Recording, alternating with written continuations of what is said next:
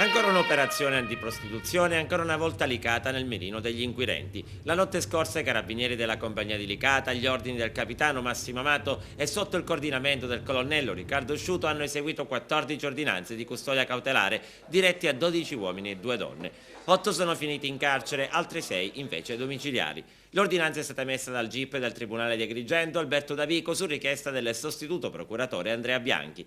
I soggetti arrestati sono accusati a vario titolo di associazione per delinquere finalizzata all'induzione, favoreggiamento e sfruttamento della prostituzione di ragazze sia maggiorenni che minorenni di nazionalità rumena, induzione, favoreggiamento e sfruttamento della prostituzione anche minorile, pornografia minorile ed illecita interruzione volontaria di gravidanza. Il blitz è scattato intorno alla mezzanotte ed è proseguito fino alle prime luci dell'alba di oggi.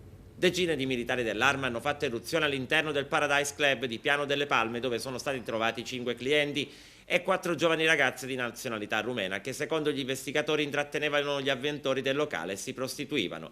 Il locale è stato posto sotto sequestro ed era frequentato da insospettabili professionisti, operai e imprenditori di ogni età e provenienti dalle province di Agrigento e Caltanissetta. Un giro di prostituzione ad alto livello dove le tariffe variavano a seconda della prestazione, che andava da un minimo di 50 euro a un massimo di 400 euro.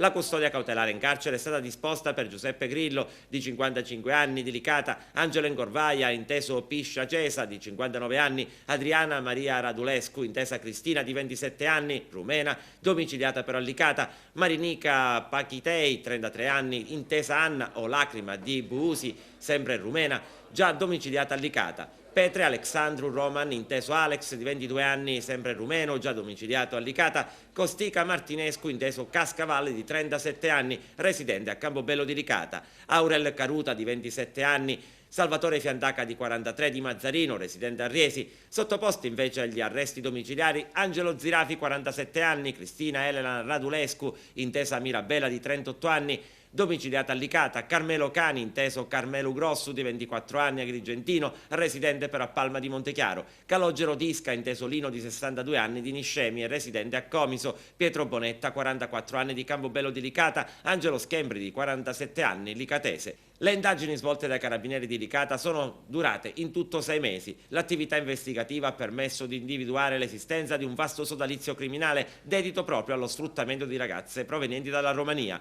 Sono ancora in corso delle indagini finalizzate a determinare compiutamente l'identità di altri soggetti appartenenti al sodalizio criminoso, ma allo Stato rimasti ignoti e accurati accertamenti patrimoniali al fine di individuare e sottoporre a sequestro i capitali proventi dalle attività illecite. Locale.